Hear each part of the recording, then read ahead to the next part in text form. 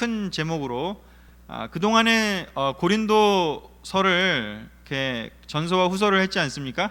그래서 고린도 전서 후서를 이렇게 구체적인 성경을 가지고 좀 현미경 보듯이 이렇게 하나하나 살펴볼 수도 있다면 오늘과 다음 주는 좀 이렇게 망원경을 가지고 이렇게 텔레스코프 망원경을 가지고 좀 큰 관점에서 좀 긴 시간의 큰 관점에서 우리 제자 삶을 아마 돌아보는 그런 시간을 가지려고 합니다.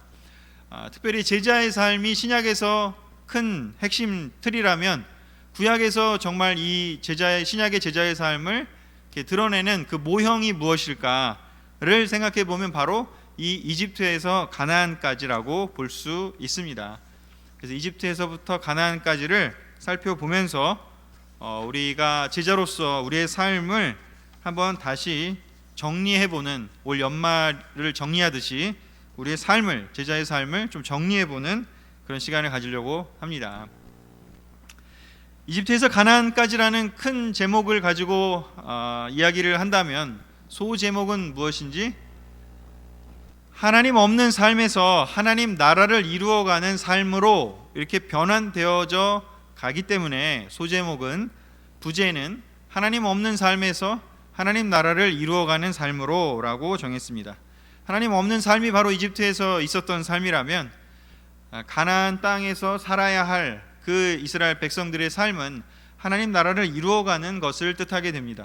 그렇기 때문에 대제목 이집트에서 가나안까지라는 것은 부제, 하나님 없는 삶에서 하나님 나라를 이루어가는 삶으로 라고도 볼 수가 있습니다. 그래서 오늘 이집트에서부터, 오늘은 가나안까지 다 갈 수는 없고 중간까지만 가겠습니다. 오늘 광야까지만 가고 다음 주에 광야부터 가나안까지 가도록 하겠습니다. 자, 첫 번째요, 우리 출애굽기 2장 23절에서 25절 함께 읽어보도록 하겠습니다. 시작. 여러 해 후에 이집트 왕이 죽었으나 이스라엘 사람들은 여전히 고역으로 신음하며 부르짖었다. 그들이 부르짖는 소리가 하늘에 사무치자 하나님은 그들이 신음하는 소리를 들으시고 아브라함과 이삭과 야곱에게 하신 약속을 기억하셔서 이스라엘 자손을 돌아보시고 그들에게 관심을 가지셨다. 아멘. 포인트를 잡자면 하나님이 없이 살던 때를 기억하자입니다. 바로 이집트에서의 삶이 의미하는 바는 하나님이 없이 살던 때를 의미하는 것이죠. 이스라엘 백성들이 이집트에서 살고 있을 때 그들의 물론 시작은 우리 하나님이 없이 살던 때가 아니라 바로 그의 선조 때부터 시작되었지만 우리 출애굽기의 이 시작의 상태를 보면 그들은 이집트에서 인구가 불어나긴 했지만 이제 이집트 왕의 지배를 받는, 그리고 이집트 왕의 고된 그런 노역을 감당해야 하는, 또 지배를 받아야 하는 그런 삶을 살고 있었던 것이죠. 하나님이 없는 삶은 바로 어떤 삶일까? 세상의 왕으로 대비되는 세상의 가치관이 우리를 지배하는 삶을 뜻하겠지요. 그래서 바로 이집트 왕이 지배했다라고 하는 이러한 그 당시의 상황은 우리의 삶으로 생각해 보면 하나님이 없이 살던 때 하나님 말씀의 기준이 아니라 세상의 기준, 세상 많은 사람들이 그냥 추구하는 삶을 우리도 똑같이 따라가는 그런 삶을 뜻합니다. 그런데 그렇게 사는 삶이 너무나 삶이 힘겹고 때로는 먹고 살기도 지치고 또 이걸 왜 살아야 하는지 삶의 의미를 찾기 어려운 그런 삶을 살게 되는 것이죠. 우리나라의 참 청소년들이 많이 전 세계적으로 자살률도 높고 참 어려운 삶을 살고 있다고 하는데, 어쩌면 왜 살아야 하는지를 모른다면 아마도 이때 이집트에 살던 그 사람들의 마음처럼 아마도 울부짖는, 신음하며 사는 그런 삶이 될 수밖에 없을 것입니다. 왜 살아야 하는지 그 이유는 정확히 모르고 또 어떻게 살아야 되는지 그 기준을 정확히 모른 채 그저 조금 더 편한 삶, 조금 더 성공한 삶, 조금 더 내 옆에 있는 사람보다 조금 더 나은 삶, 불안하지 않은 삶, 그냥 그런 삶을 추구하며 사는 것이 어쩌면 이집트에 사는 삶을 대변하는 것이 아닌가 싶습니다. 하나님은 그들의 신음소리를 들으셨고 그리고 그들의 조상에게 하신 약속을 기억하셔서 이스라엘 자손을 돌아보시고 그들에게 관심을 가지시게 되었습니다. 하나님이 없는 곳, 그 이집트의 삶은 어떠했나? 그들의 삶은 월화수목 금금금의 삶이었습니다. 월화수목 금 그리고 토요일 일요일 쉬는 날은 그것은 이집트의 왕 또는 귀족들만이 할 수 있는 일이었던 것이죠. 이 이집트에 살고 있었던 이 이스라엘 백성들은 노예의 삶이었기 때문에 월화수목 금금금 안식일이 없습니다. 쉴 수도 없고요. 그리고 그것은 아무나 할 수 있는 일이 아니었기 때문에 감히 엄두도 내지 못하는 삶이었습니다. 그들은 노예의 삶이었기 때문에 자기 뜻대로 할 수 있는 것도 없었습니다. 그저 감독자가 이걸 해라 하면 이걸 하고 저걸 해라 하면 저걸 해야만 하는 그런 노예의 삶이었습니다. 자유가 없었습니다. 내가 하고 싶은 일을 할 수 있는 것이 아니라 해야만 하는 것들에 얽매여 사는 삶이었습니다. 왕의 지배를 받았습니다. 하나님이 없었기 때문에 왕의 말이 곧 법이었습니다. 억울해서 판결을 해달라고 왕에게 가져간다 할지라도 왕이 그냥 처분하는 대로 그냥 결정을 받아들여야만 했습니다. 올바른 것이 기준이 하나님이 아니라 절대적 진리가 아니라 바로 인간이었던 권력자였던 왕이었던 것이죠. 그래서 그 왕하고 친한 사람이 있다면 판결은 항상 그 왕과 친한 사람들 위주로 판결이 내려질 수밖에 없는 것이죠. 하나님이 없는 삶을 사는 삶은 지금은 아마 이 예배에 참석하고 계신 그런 분들은 아마도 잘 기억이 지금 안 날 정도로 한참 지나신 분들이 많을 겁니다. 그러나 우리가 기억해야 됩니다. 하나님 없이 살던 때를 기억해 보자고요. 우리의 예전에 어떤 삶을 살았는지, 여러분들이 제자가 되기 전에 우리가 어디에서 어떻게 살고 있었는지, 그때 우리들은 대부분 다 월화수목 금금금 안식일이 없고 어디로 와서 어디로 가는지도 모르면서 노예의 삶을 살아야만 했을 것입니다. 왕의 지배가 절대적이었던 것이고요. 지금 이 세상에서의 대선이 지금 몇 달 안 남았다고 해서 지금 벌어지는 그 전국도 잘 보면, 우리 사회도 보면, 하지만 하나님이 없는 지금 그 사람들 속에서의 삶은 그저 정말 누가 더 절대적으로 옳으냐가 중요한 것이 아니라 그저 상대적 진리가, 상대적인 그냥 패권 싸움, 힘이 더 센 사람에게 더 힘을 줄 수밖에 없는 그것이 세상이 아닌가라는 생각이 듭니다. 하나님이 없이 살던 때를 기억하자. 출애굽기에 처음에 나온 그 이집트에서의 장면은 바로 우리에게 하나님이 없이 살던 때를 기억하자고 외치는 그 첫 마음을 되살려 보라고 명령하는, 또 제안하는 그러한 신약의 성경 구절과도 맞닿아 있습니다. 고린도전서 1장 26절에 이렇게 되어 있죠. 함께 읽어볼까요? 시작. 형제 여러분, 하나님이 여러분을 부르셨을 때 여러분이 어떠했는지를 한번 생각해 보십시오. 또 요한계시록 2장 4절에서 5절 같이 읽겠습니다. 시작. 그러나 너를 책망할 일이 한 가지 있다. 너는 너의 첫사랑을 버리고 말았다. 그러므로 너는 어디서 잘못되었는가를 생각하고 회개하여 처음에 행한 일을 하여라. 아멘. 크리스찬 삶을 산지 시간이 한참 시간이 되었을 형제들에게 바울은 고린도전서에서 이야기합니다. 형제 여러분, 하나님이 여러분을 부르셨을 그때에 여러분이 어떠했는지를 한번 생각해 보십시오. 출애굽의 이야기로, 구약의 이야기로 적용하면 여러분이 이집트에 살았을 그때를 생각해 보라고 이야기하고 있습니다.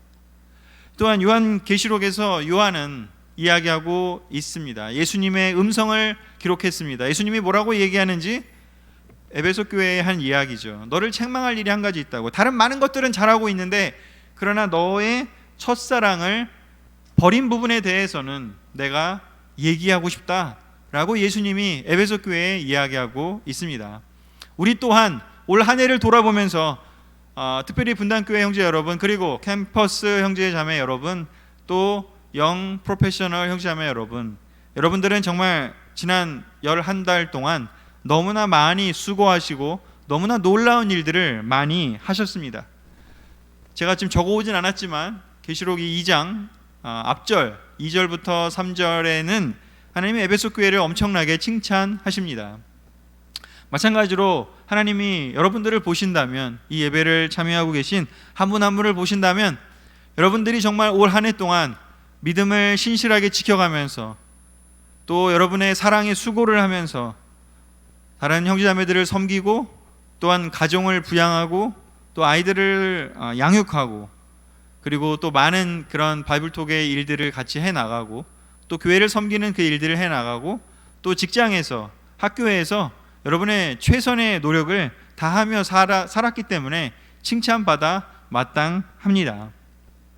그러나 하나님은 무엇보다도 우리를 위해서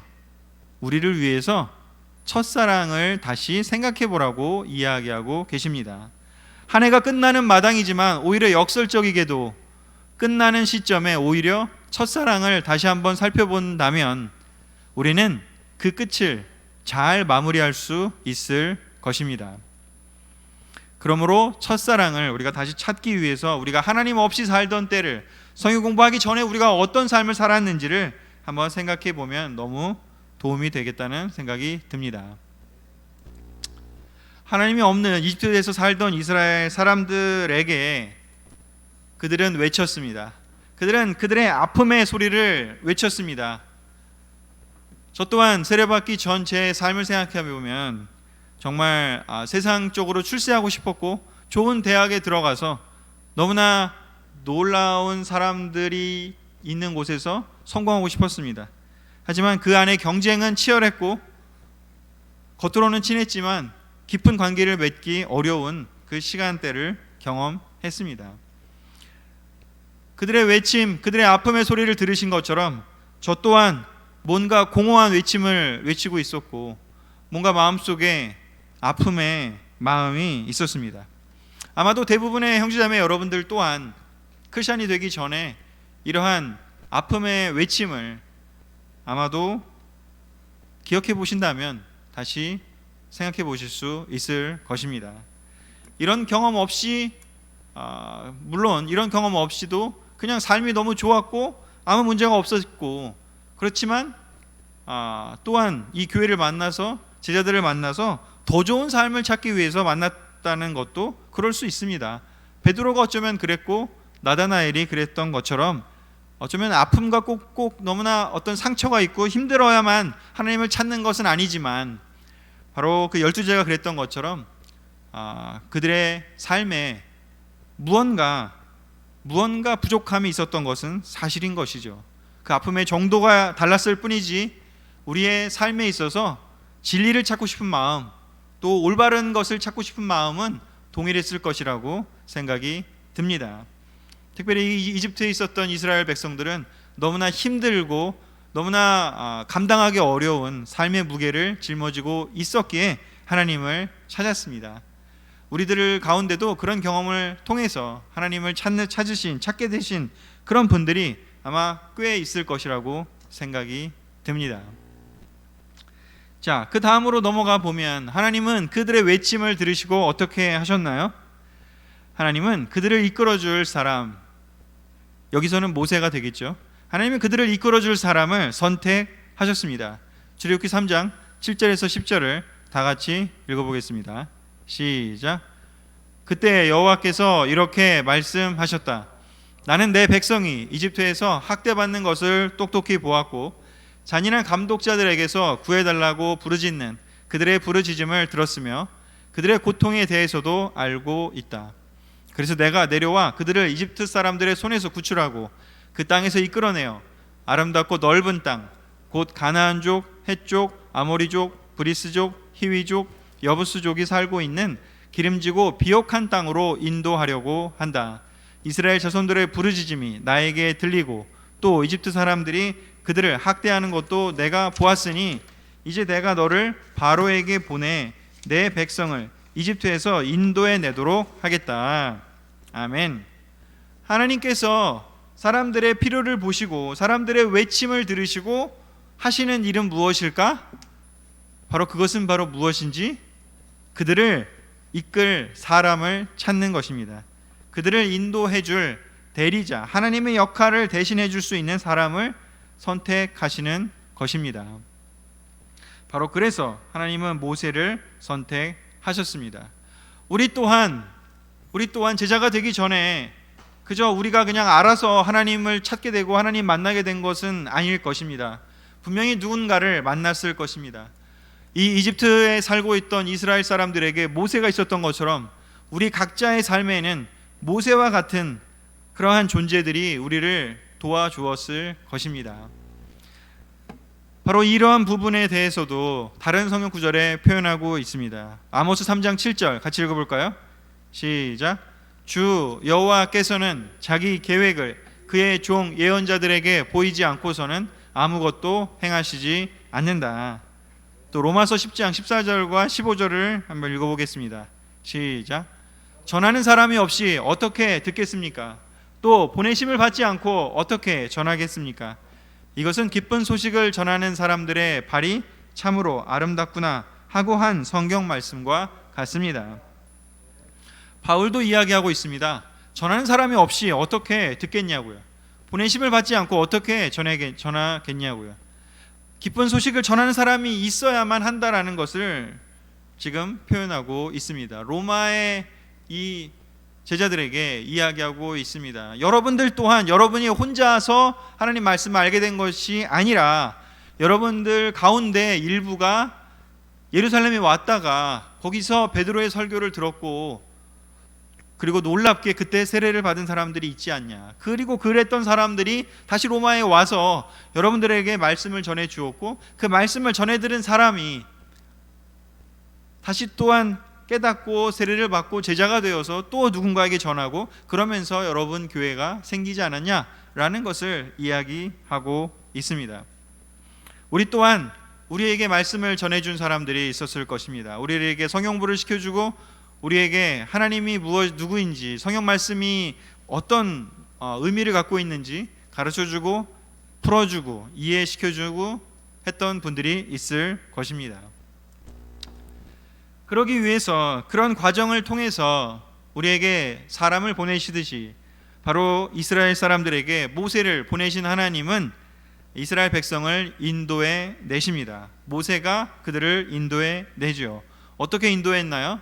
출애굽기 12장 21절에서 24절을 같이 보도록 하겠습니다. 시작. 그래서 모세는 이스라엘의 장로들을 다 불러 그들에게 말하였다. 여러분은 즉시 가서 가족 단위로 어린 양을 한 마리씩 잡아 유월절을 지킬 수 있도록 하십시오. 우슬초 가지를 꺾어 그릇에 담은 양의 피에 적셔 그 피를 좌우 문설주와 상인방에 뿌리고 아침까지 한 사람도 자기 집 문 밖으로 나가지 않도록 하십시오. 여호와께서 이집트 사람을 죽이려고 두루 돌아다니실 때 문의 상인방과 좌우 문설주의 피를 보시면 그 문을 넘어가시고 여러분을 죽이는 일이 없도록 하실 것입니다. 바로 모세를 세우시고 하나님께서 모세를 통해서 그들에게 하신 일이 있습니다. 그것은 무엇인지 10가지 재앙을 이집트의 바로에게 선언하는 것이었고 그 마지막 재앙은 특별히 장자를 다 죽이는 일이었습니다. 그렇기에 이집트 땅에 있는 모든 사람에게 그 일이 벌어질 것이었습니다. 그런데 이스라엘 사람들에게는 그 일이 벌어지지 않게 하기 위해서 모세를 통해서 하나님은 그들에게 그 재앙을 피할 수 있는 방법을 알려주십니다. 그것이 무엇인지 바로 유월절 양을 잡는 것이었습니다. 유월절 양의 피를 좌우 문설주와 상인방에 뿌리고 집 안에 그대로 머물러 있으라는 것이 바로 그때 하나님의 지시사항이었습니다. 그 말을 그대로 순종한 사람들은 자기의 자녀를 잃지도 않았을 뿐만 아니라 그대로 순종한 사람들은 모세와 함께 그 일이 일어난 후에 이집트를 떠날 수 있게 된 것이죠. 이스라엘 사람들에게 있어서 그들이 해야 되는 그 유일한 일은 바로 무엇이었는지요? 필요한 것은 순종이었습니다. 순종할 수 있어야만 그 재앙을 피할 수도 있었고, 또한 그 이집트 땅에서 탈출할 수도 있었습니다. 그들이 하기 위해서 뭐 어마어마하게 대단한 것을 할 필요는 없었습니다. 그들은 오직 가만히 모세가 하는 것을 듣고 기다리고 그것을 받아들이고 모세의 지시사항을 받아들이는 것이었습니다. 그리고 그것을 받아들이지 않은 사람은 어땠을까요? 아이, 저 모세가 그런 일을 할 수 있겠어? 나는 마음에 안 들어. 그런 사람들은 아마도 유월절 그 어린 양의 피를 상인방에 또 문설주에 뿌리는 일을 하지 않았을 가능성이 있습니다. 아무리 이집트에 살고 있던 이스라엘 사람들이라 하더라도요. 순종하지 않을 수 있었겠죠. 하지만 순종하지 않았다면 어떻게 될까요? 이집트 사람들과 똑같은 그런 재앙을 겪었을 것이고, 그 재앙을 겪었기 때문에라도 어쩌면 탈출하지 못한 것이 아니라 않았을 가능성이 크죠. 성경 공부를 한다고 해서 모든 사람이 세례받는 것은 아닙니다. 하나님 말씀에 반응을 들었다고 해서 모두가 반응하는 것은 아닙니다. 그러나 성경 공부할 때 가장 필요한 것은 무엇인지 인도자의 말에 순종하는 것입니다. 하나님 말씀의 디렉션에 순종하는 것입니다. 이집트를 떠나는 것은, 하나님 없는 삶을 떠나기 위해서 첫 번째 스테이지에서 가장 필요한 것은 순종입니다. 순종하지 않는 사람에게 그 이상을 기대하기는 어렵기 때문이죠. 하나님은 모세를 보내셨고 모세를 통해 디렉션을 주셨습니다. 우리도 성경 공부할 때 숙제를 받습니다. 성경책을 읽고 큐티를 해라부터 해서 사랑하는 사람들에게 가서 사랑을 표시하라고 하는 것부터 해서 여러 가지 우리 디렉션을 받죠. 근데 그 디렉션에게 겸손하게 순종하는 사람은 바로 이 이집트를 떠날 수 있던 사람들과 똑같이 놀라운 경험을 하게 됩니다. 그러나 순종하지 않는 사람은 하라고 했는데도 안 하거나 하라고 했는데도 대충 하고 별로 열심히 안 하고 그냥 건성건성하면 그 의미를 알 수가 없습니다. 순종하지 않으면 깨달을 수 없는 것이 바로 이 시간대에 이 스테이지에서 겪게 되는 기적들인 것이죠.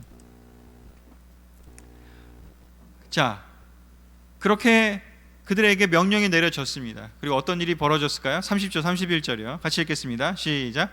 그러자 그날 밤 바로와 그의 모든 신하들과 이집트 백성들이 다 일어나고 이집트 전역에 대성통곡하는 소리가 들렸는데 이것은 초상을 당하지 않는 가정이 한 집도 없었기 때문이었다. 그날 밤에 바로가 모세와 아론을 불러 말하였다. 너희와 너희 이스라엘 자손들은 일어나 즉시 내 백성을 떠나라. 너희가 요구한 대로 가서 여호와를 섬겨라. 아멘. 이 바로는 바로 무엇을 상징할까요? 사탄을 상징하는 것이죠.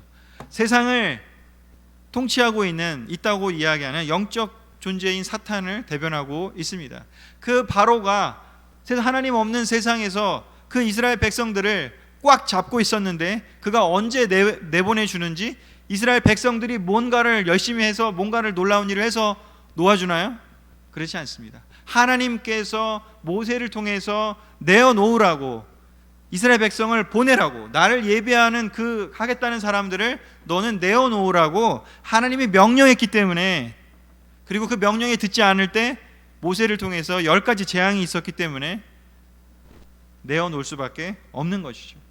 우리가 성경보고 세례받을 때, 우리가 바로 이집트를 탈출할 때, 하나님 없는 삶에서 하나님이 있는 곳으로 이동하기 시작한 그 시점에 우리가 한 일은 겸손하게 순종하는 것밖에 없습니다. 그것이 제일 중요합니다.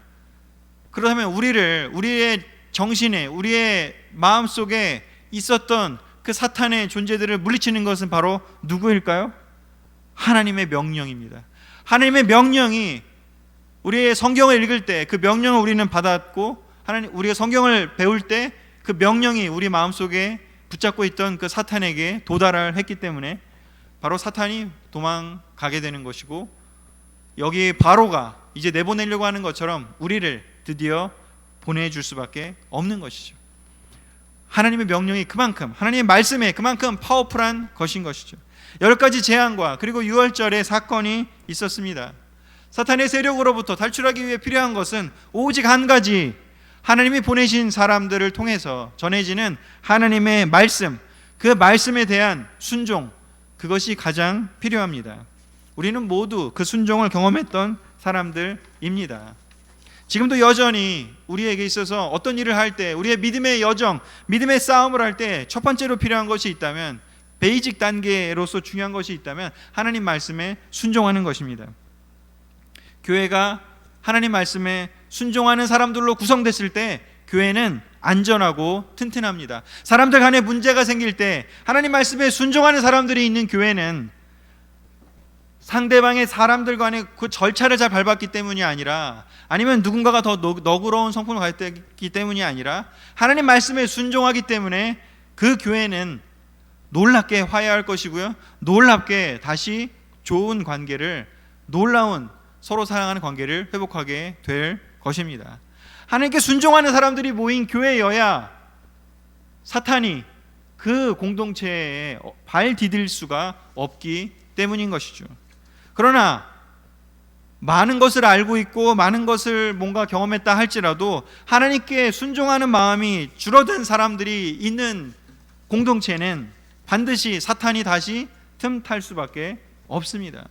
다시 사람들을 이집트로 끌고 가려고 애를 쓸 수밖에 없는 것이죠. 이집트를 떠난 사람은 이제 어디로 갈까요? 그들은 출애굽기 19장 1절에서 6절에 나온 곳으로 이동하게 됩니다. 같이 읽어볼까요? 출애굽기 19장 1절에서 6절입니다. 시작. 이스라엘 백성은 이집트를 떠난 후 3월 1일에 시나이 광야에 이르렀다. 그들은 르비딤을 떠나 시나이 광야로 들어가서 시내산 앞에 천막을 쳤다. 모세가 여호와를 만나려고 산으로 올라가자 여호와께서 산에서 그를 불러 말씀하셨다. 너는 야곱의 후손인 이스라엘 백성에게 나 여호와가 이렇게 말한다고 일러 주어라. 너희는 내가 이집트 사람에게 행한 일을 보았고 또 독수리가 날개로 자기 새끼를 보호하듯이 내가 너희를 보호하여 나에게 인도한 것을 다 보았다. 만일 너희가 내 말을 잘 듣고 내 계약을 지키면 너희가 모든 민족 가운데서 나의 소중한 백성이 될 것이다. 온 세상이 다 내 것이지만 너희는 특별히 나에게 제사장 나라가 되고 거룩한 백성이 될 것이다. 아멘. 이제 이집트를 탈출했습니다. 그들이 가야 할 곳은 궁극적인 목적지는 가나안이었지만 그 가운데 지나가야 되는 여정이 있습니다. 그 여정이 어딜까요? 바로 광야입니다. 그 광야에 도착한 곳인데요, 바로 어디일까요? 시내산이었습니다. 시내산은 하나님의 산이라고도 불리는 곳이었고 그 시내산에서 멈추라고 하나님이 지시하셨습니다. 파워포인트 아직 띄워주세요. 네, 그 시내산에서 하나님께서 왜 멈추라고 하셨을까? 그 시내산에서 무엇을 하셨을까? 바로 무엇을 하시는지요? 시내산에서 사람들은 하나님의 언약 말씀을 받게 됩니다. 출애굽기 19장 7절에서 8절 같이 읽겠습니다. 시작. 그래서 모세는 내려와서 백성들의 장로들을 불러 여호와께서 자기에게 명령하신 모든 것을 그들에게 말해 주었다. 그러자 모든 백성들이 여호와께서 명령하신 것을 우리가 다 행하겠습니다 하고 일제히 대답하였다. 아멘. 시내산에서 왜 멈추었을까요? 여기서 몇 달을 멈춥니다. 계속 이동할 수 있는데, 바로 그냥 가나안까지 갈 수 있는데 왜 멈췄을까요? 하나님의 계획이 있습니다. 왜냐하면 바로 하나님의 말씀을 그곳에서 전해주는 것이었습니다. 그것이 의미하는 바가 무엇일까요? 이스라엘 사람들이 시내산에서 무엇을 해야만 했을까요?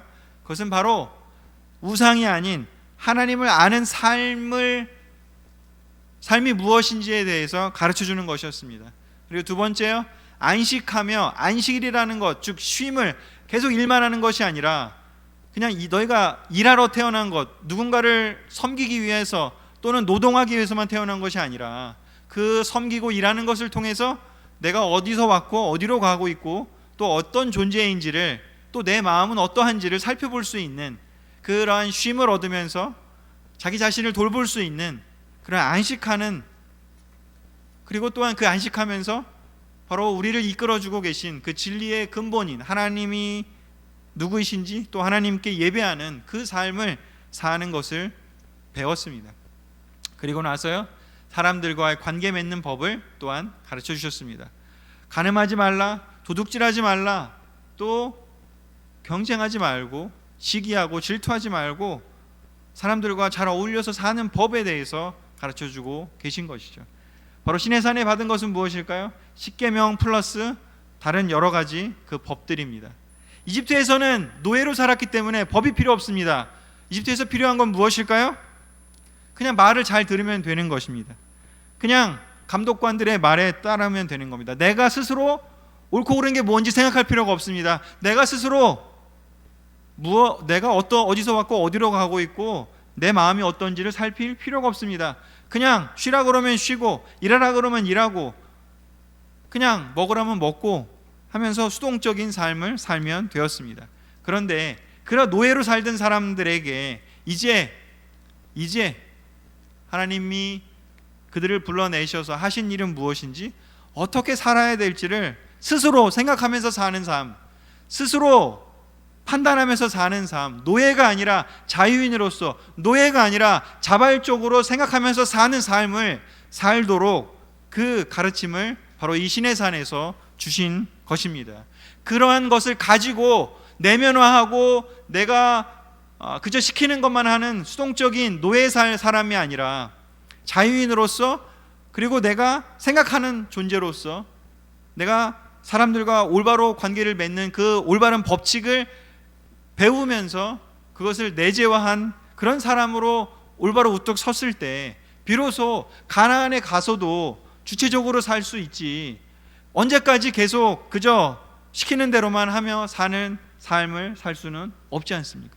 수동적인 삶이 아니라 주체적이고요, 능동적이고 자발적으로 사는, 바로 신약 성경으로 얘기하면 하나님 말씀을 내면화해서 자기가 하나님과의 관계를 통해서 하나님 말씀의 그 기준이 무엇인지를 깨닫고 옳고 그른 걸 판단하면서 주체적으로 교회를 이루어서 로마 제국과 타협하지 않고, 죄와 타협하지 않고, 세상과 타협하지 않고 제자의 삶을 살아가는 그 삶을 살기 위해서 필요한 절차가 바로 이것이었던 것이죠.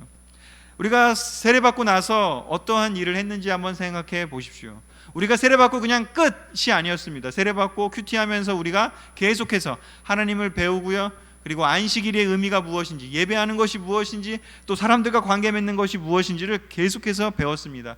팔로업 스터디라고 하는 이름으로 배울 뿐만 아니라 바이블톡에서 매주 하는 그 바이블톡을 통해서 배우고, 또 매주 드리는 예배를 통해서 배우고, 또 개인적인 티타임을 통해서 배우고, 또 개인적으로 성경을 연구하면서 배우고 끊임없이 배웠습니다.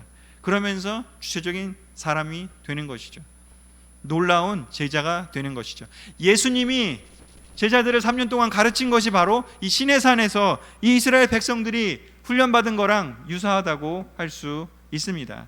시내산을 떠나서 40년 동안 그들이 광야에서 살다가 가나안에 가게 될 때 이제 모세는 죽고 없어집니다. 가나안에는 이제 그냥 그들에게 명령을 내려줄 사람이 아니라 동역자인 여호수아와 함께 가야 되는 것이죠.